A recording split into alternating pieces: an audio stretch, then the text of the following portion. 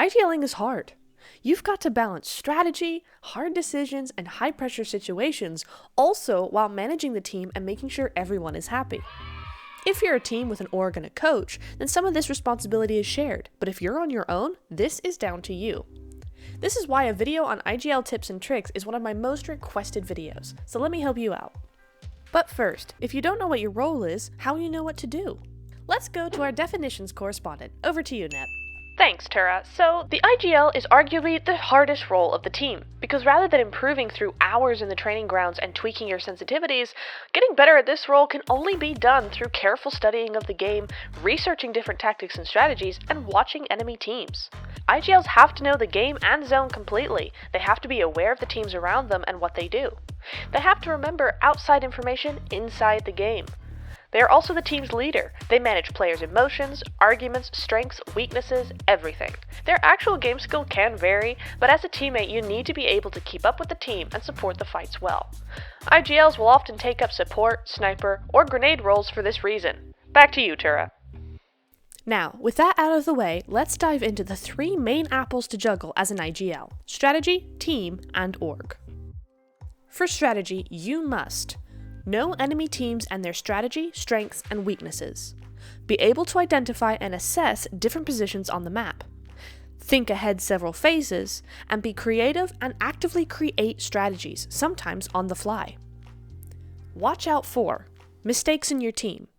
This doesn't mean hounding your team every time they make a mistake, but it does mean that you need to be aware of what's going on, why it's happening, and show them how to fix it. Repeated losses in strategy. Don't just throw out the whole strategy, but analyze why it's not working, what's not working, and figure out how to change it. Mental pressure and second guessing. Smart and skilled IGLs will often second guess themselves in-game once pressure is added, i.e. last day of finals or need just 3 points to qualify, etc.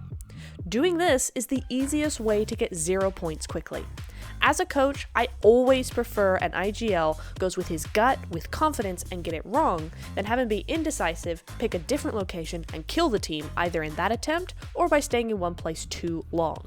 Your direction instills confidence in the team. If you want them to do your best, go with your gut.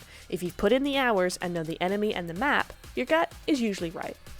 My top 3 tips for strategy are: apply yourself to regular analysis at least 2 times per week. Practice identifying issues by analyzing pro teams. And give yourself time to try out strategies effectively. Don't drop a strategy because it doesn't work in the first week. Give it time. For team, you must know your team inside and out. Manage players' emotions and be able to identify underlying issues behind behavior or performance change. Have good leadership skills and be able to manage and maintain a good relationship with your team. Watch out for being too harsh or too lenient. The team must respect you but also like and trust you. Trust is the most important thing. Always keep their trust. The easiest way to do this is to always be fair in your decision making, clear in your reasoning, and kind in your intentions. My top 3 tips for the team is to interact with your team daily outside of PUBG Mobile. Don't let it all be about work. Get to know them as individuals. Not only will this build synergy and establish trust, but you'll also be able to understand them better and tweak the way you communicate with them. Ask for feedback on your leadership style. There is nothing wrong with asking your team how they feel about how you manage them and what you can do to be a better IGL. This will also strengthen their trust if they feel that you're open to change and willing to drop the ego for the betterment of the team. When you get successful enough to the point where orgs are interested in picking up your roster, there are special responsibilities as an IGL that you should be aware of. If, at this point, you have a coach, much of this responsibility is taken over by them as they become the new head of the team. You are still second in command though, so you should know these things and make sure you follow them. If you don't have a coach, it's even more important that you follow the following points. As part of an org, you must be respectful and professional at all times. Swearing, yelling, or sarcastic comments, no matter how warranted, will not help you. Once you land an org, you go from playing for fun to being part of an industry. The CEO of a top company in the real world has disagreements all the time, and yet they manage to solve issues without the fiery arguments that seem to run rampant between teams and their orgs. It takes maturity to be part of an org. The sooner you understand that, the easier it will be for you. Do everything required of you in the contract and be open to the org's ideas and requirements. You are an asset to the org, but only as long as you're pleasant to work with and don't create issues. If they keep their end of the bargain, keep yours. As the IGL, you are the team's representative. You filter out their annoyance and create a respectful, well-worded complaint on an issue. Don't just send screenshots of your team's group chat. Those messages are, and should be, unfiltered. Each player has a right to a space where they can freely speak on what's going on or an issue they're having. It's your job to take the anger out, but keep the points in. Watch out for orgs taking advantage of you or docking wages and prize pool unless for a very good reason that's stated in your contract.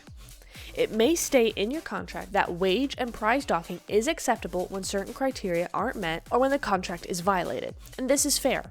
However, make sure to go over your contract carefully before signing and make any changes necessary to protect yourselves. There are orgs out there that will definitely try to rip you off and use loopholes in the contract to reduce their costs on technicalities, so be alert and quick to sniff out scammy behavior. Now, I don't mean don't trust your org ever. 9 times out of 10, your org is being genuine, but don't blindly follow them always. Use your instinct, and if something feels off, discuss with your team and approach your org representative. In short, my top 3 tips for dealing with your org are these. Establish trust and a respectful relationship between you and the org. Don't be part of the problem, be the author of the solution. And look out for your team and be the first person that each side wants to come to. A good IGL nurtures a good team, and in return, that team doesn't stress their IGL by being losers and difficult to work with. I know you have what it takes to be a world-class IGL, and I can't wait to see you in the top tournaments.